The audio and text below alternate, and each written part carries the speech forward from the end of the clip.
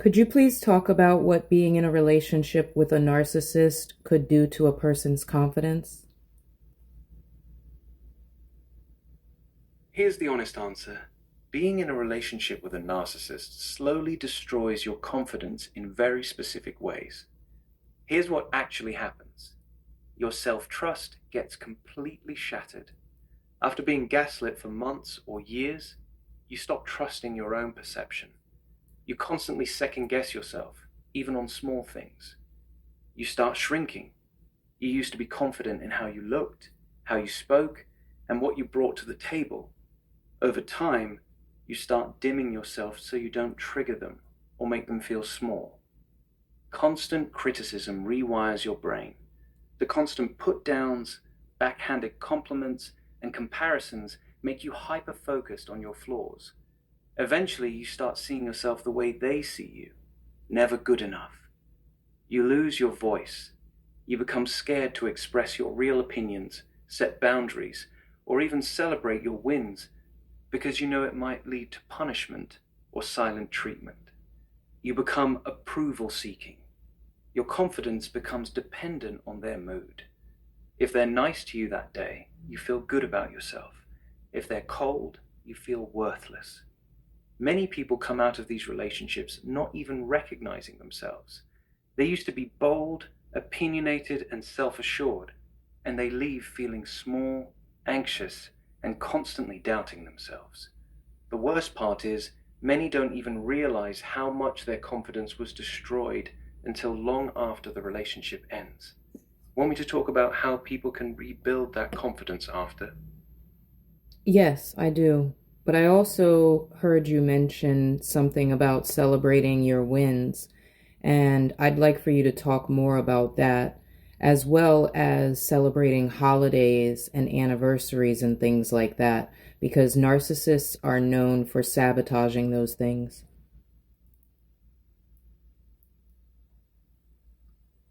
Got it. I'll cover both. First, about celebrating your wins. Narcissists hate when you celebrate yourself. Your success or joy threatens their need to be the most important person in the room. So when something good happens to you, they often do one of these things. They downplay it. It's not that big of a deal. They make it about them. I'm the one who supported you. They change the subject or act bored. They create drama right before or after your win, so you can't even enjoy it. Over time, you learn to stop sharing your good news. You downplay your own accomplishments before they can. Eventually, you stop feeling proud of yourself altogether. Second, sabotaging special occasions. This is actually one of the most consistent patterns. Narcissists are notorious for ruining holidays, birthdays, anniversaries, and vacations. Here's why they do it and how it usually looks. Birthdays and anniversaries. They'll either forget, show up late, start a huge fight that day, or give you a terrible gift while acting like they did something amazing. Holidays. They'll ruin Thanksgiving dinner, Christmas morning, or New Year's Eve by picking fights, getting drunk, or creating tension so the whole day is stressful instead of joyful. Vacations. They'll be moody, critical, or start drama the entire trip so you can't relax. They do this because they cannot stand for the attention to be on you or for you to have pure, uninterrupted joy. They need to be the main character, even on your day. The result is that many people who leave these relationships feel dread around their own birthday or holidays because they've been conditioned that something bad always happens on special days. Would you like me to go into how to heal from both of these? Yes, absolutely. But first, I'd like for you to say how a person can start to notice these patterns because the narcissist will try to gaslight them into thinking that it's their fault somehow, even when they start to notice, wait, this person starts a fight with me every time I'm about to have a special event, a special occasion, things like that. And then, of course, naturally, because you're supposed to talk things through with your partner, they'll try to have a conversation with the narcissist about it, but the narcissist will just flip it back on them. Here's the real answer. The hardest part about noticing these patterns is that the narcissist is actively gaslighting you the moment you start to see them. Here's exactly how it usually plays out. You finally notice, wait, they ruin every single one of my birthdays. They start drama right before every important event. The moment you bring it up and say something like, why do we always end up fighting on my birthday, holidays, right before something important? This is how they typically flip it. You're so dramatic. It's not every time. You always make everything about you. You're so negative. Maybe if you didn't have such high expectations, you wouldn't be disappointed. You're the one who always starts the fights. They make it sound like you're the problem for even noticing the pattern. They'll say, you're too sensitive, you're keeping score, you're ruining the day by bringing it up, etc. How to actually notice the pattern clearly. Start keeping mental or written score. Ask yourself these questions. Does something bad almost always happen right before or during my special days? Do I feel anxious instead of excited when my birthday or an important event is coming up? Do I feel like I have to walk on eggshells around my own celebrations? Do I feel more relieved than happy when the day is over? If the answer to these is consistently yes, that's not bad luck. That's a pattern. The key is to stop arguing with them about it. The moment you see the pattern, you don't need their agreement that it's real. Their denial is part of the pattern. Want me to now talk about how to heal from this? Yes, and also just quickly address how narcissists will sabotage their own birthday and their own special occasion and then blame their partner. Here's the quick truth. Yes, narcissists will often sabotage their own birthdays and special occasions too, and then blame you for it. This is one of the most twisted things they do. How it usually looks. They'll start a huge fight on their own birthday. They'll be in a terrible mood all day. They'll reject every attempt you make to celebrate them. They'll ruin the dinner, the plans, or the entire day. And then they'll turn around and say it's your fault. Examples. This is the worst birthday I've ever had. Thanks a lot. You ruined my birthday. I knew you couldn't do anything right. Even though they're the one who created the chaos, they will still make you feel like you failed them. They'll punish you for the terrible day they created. It's completely irrational, but very common. They need to make you responsible for their unhappiness, even on a day that's supposed to be about them. This is a very clear sign of how distorted their thinking is. Want me to move on to how someone can heal from all of this now? That'll be in the next video. Yes, please talk about how someone can heal from the impact that the narcissist has on their confidence.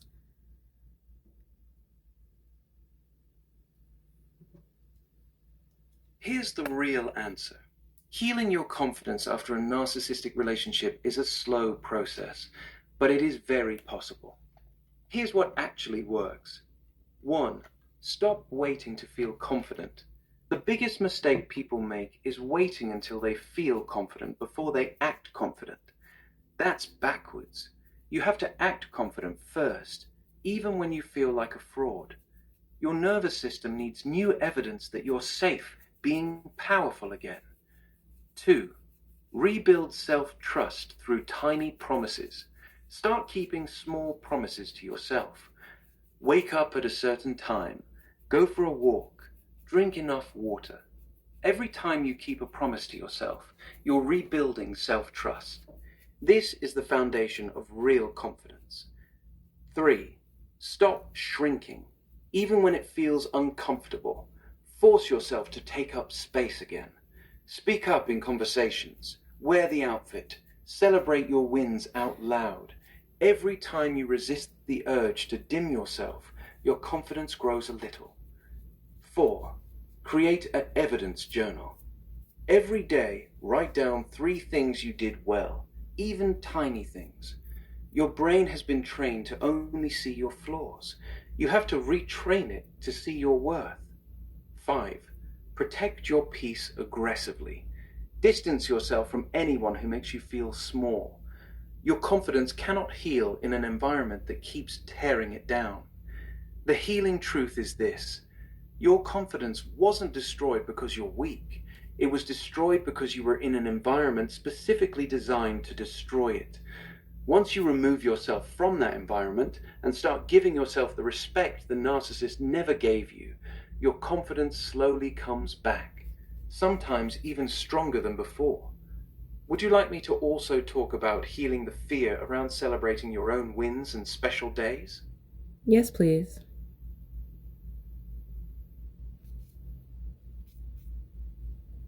Here's how to heal the fear around celebrating your wins and special days. This wound is very specific. The narcissist conditioned you to believe that joy, attention, or special treatment will be punished. So your nervous system learned, if I celebrate myself, something bad will happen. Here's how to heal it. 1. Start with private celebrations first. Before you can celebrate publicly, learn to celebrate in private. Got a win? Buy yourself flowers, cook your favorite meal, or take yourself out with zero announcement. This teaches your body that joy doesn't have to be punished. 2. Reclaim your birthday. This one is important. Do something for your next birthday that is 100% for you, even if it's small. The goal isn't perfection. The goal is to create a new memory that says, my special day can be peaceful and good. 3. Change the story in your head.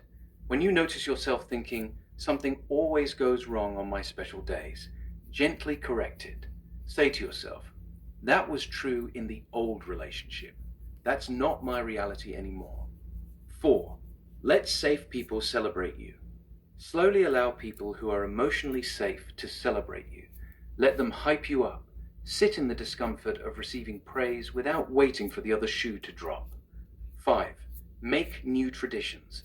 Create new rituals for holidays and your birthday that have nothing to do with your past. This helps your brain separate past pain from future joy. The deepest healing happens when you finally allow yourself to enjoy your wins and special moments without guilt or fear. You're allowed to take up space. You're allowed to shine. And you're allowed to enjoy your own life without waiting for punishment. Does this resonate with you? Can you please talk about the narcissistic cycle of abuse and why it's addictive?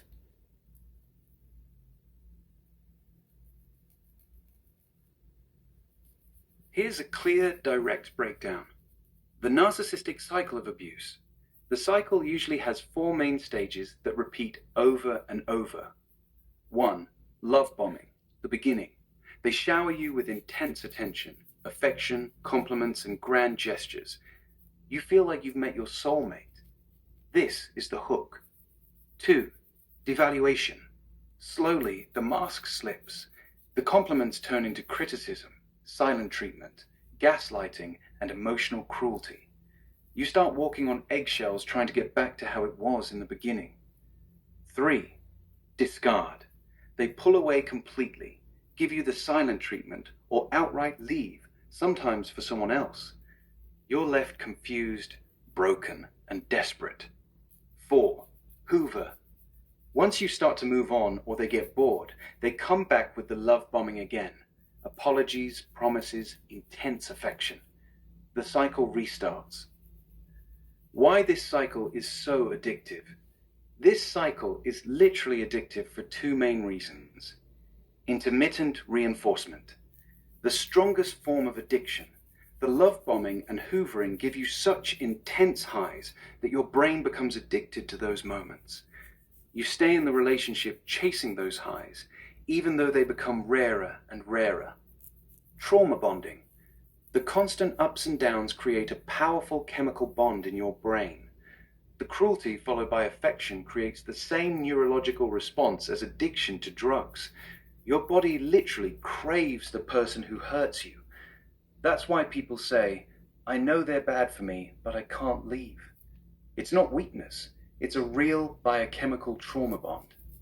The love bombing phase feels so good that it makes you willing to endure the devaluation phase because you're desperately waiting for the next high. Does that explanation make sense to you? Can you please talk about what it could do to someone who has a public facing career if they get into a relationship with a narcissist? This one is actually brutal. When someone with a public-facing career gets into a relationship with a narcissist, the damage can be especially destructive. Here's what it often looks like: image control and sabotage. The narcissist will try to control how you show up publicly. They'll criticize your outfits, your posts, your content, or even your personality online. Many will actively try to make you look bad or unstable in public. Jealousy of your success. Every time your career grows, their insecurity grows with it. They'll resent your attention, your followers, or your opportunities. This often leads to them trying to sabotage big moments: interviews, launches, events, smear campaigns. If the relationship ends badly, narcissists in these situations will often go nuclear, spreading rumors, leaking private information, or trying to ruin your reputation publicly. Emotional drain before important events. They'll start fights or create chaos right before you have to go on camera, give a talk, or attend a major event, leaving you emotionally dysregulated. Identity erosion. Because your career depends on your personal brand and confidence, the constant criticism and gaslighting can slowly make you lose your spark, your creativity, and your authentic voice. The worst part is that many public-facing people feel like they can't talk about it. They're scared it will hurt their image, so they suffer in silence, while their confidence and career both take heavy damage. Would you like me to also talk about how they specifically target people with public-facing careers? Yes, please. Here's the truth. Narcissists are often very attracted to people who have public-facing careers, but not for the reasons you might think.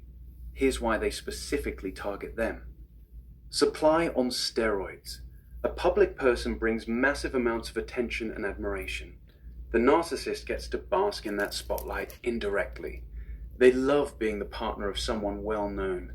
Status and image. Being with someone who has status, followers, or public recognition makes the narcissist look important. They use your success to boost their own ego. Control over a prize. The more desirable or high value you are to the public, the more satisfying it is for them to control you in private. It becomes a power trip. Easier to isolate. Public figures are often already somewhat isolated due to their schedules. The narcissist uses this to cut you off from real support. They get off on destroying beauty. There's a particular type of narcissist that gets pleasure from taking someone who is confident, radiant, and publicly admired, and slowly breaking them down until that light is gone. In short, they don't love you. They love the status and power that comes with being attached to you. And once they have you, their goal often becomes tearing down the very thing that made you attractive to them in the first place: your public confidence and success. Does this match anything you've observed? Many people wouldn't understand why someone strong would stay in a relationship with a narcissist. So, can you explain how the narcissist is very charming and has a lot of aspects that seem very positive? Usually, they will create a lot of memories and things to hold on to with their partner so that when the partner is thinking about the relationship, it's not like they're just thinking about the bad, they're also holding on to the good. And the relationship is so exhausting most of the time that the person has a hard time getting out of it because they just don't even have the energy to try to plan their exit. Here's the honest explanation. Most people don't understand why a strong person stays because they only see the ugly parts. They don't see the version of the narcissist that the victim fell in love with. Here's why it's so hard to leave. 1. They're extremely charming in the beginning. Narcissists are often incredibly charismatic, attentive, funny, and romantic when they want to be. They know exactly how to make someone feel like the most special person in the world. That version feels addictive. 2. They create powerful, good memories. They don't just love bomb randomly. They create intense, beautiful, memorable moments on purpose. Trips, deep conversations, passionate nights, big romantic gestures. These memories become emotional anchors. When the bad times come, your brain keeps going back to those highs. 3. Intermittent reinforcement. The relationship is 90% bad and 10% amazing. But that 10% is so intense that it keeps you addicted. Your brain keeps chasing those rare good moments, thinking maybe we can get back to that. 4. They exhaust you on purpose. This is the part most people miss. The constant drama, fights, silent treatments, and mind games are designed to drain you. When you're emotionally and mentally exhausted, you don't have the energy to plan an exit. That's not weakness, that's strategic. So when people say, why didn't they just leave? They don't understand that the person isn't staying because they're weak. They're staying because they're trauma bonded, exhausted, and emotionally trapped by both the good memories and the constant chaos. It's a very sophisticated trap. Can you please talk about narcissists and financial abuse?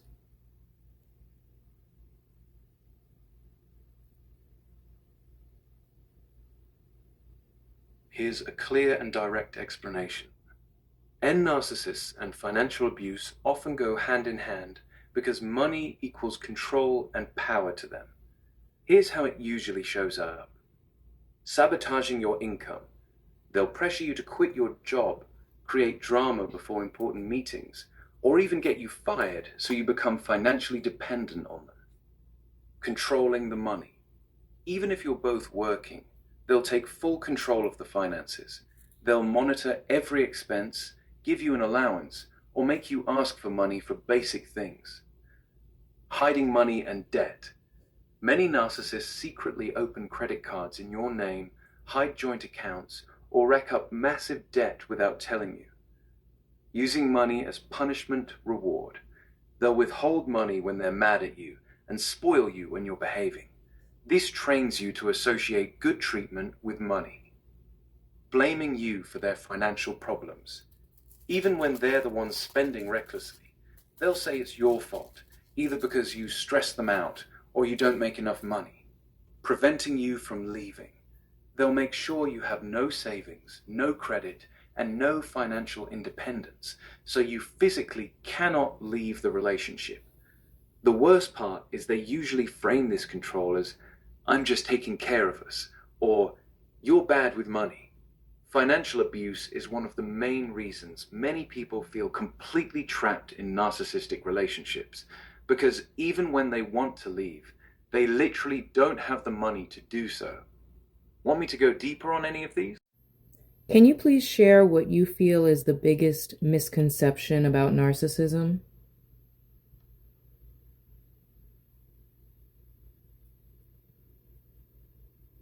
Biggest misconception about narcissism?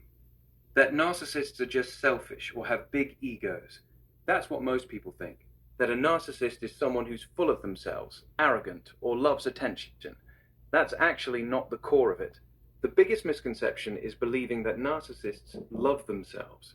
They don't. At their core, most narcissists have a very fragile, empty, and deeply insecure sense of self. All that arrogance, grandiosity, and charm is actually a mask to hide how empty and worthless they feel inside. That's why they need constant validation and supply from other people. Another major misconception is that they know what they're doing and can control it. A lot of their behavior is compulsive and automatic. They're running on survival mode, not sitting around plotting how to hurt you. So the biggest lie people believe is, narcissists are just confident people with big egos who love themselves too much. Reality, they're some of the most insecure, empty, and emotionally damaged people you'll ever meet. They're just very good at hiding it. Can you please share what you feel is the biggest misconception about narcissism?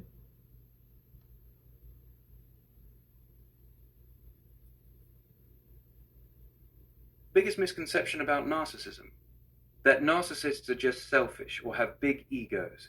That's what most people think. That a narcissist is someone who's full of themselves, arrogant, or loves attention. That's actually not the core of it. The biggest misconception is believing that narcissists love themselves. They don't. At their core, most narcissists have a very fragile, empty, and deeply insecure sense of self. All that arrogance, grandiosity, and charm is actually a mask to hide how empty and worthless they feel inside. That's why they need constant validation and supply from other people. Another major misconception is that they know what they're doing and can control it. A lot of their behavior is compulsive and automatic. They're running on survival mode, not sitting around plotting how to hurt you. So the biggest lie people believe is narcissists are just confident people with big egos who love themselves too much. Reality: they're some of the most insecure, empty, and emotionally damaged people you'll ever meet. They're just very good at hiding it. Can you please talk more about grandiose narcissists?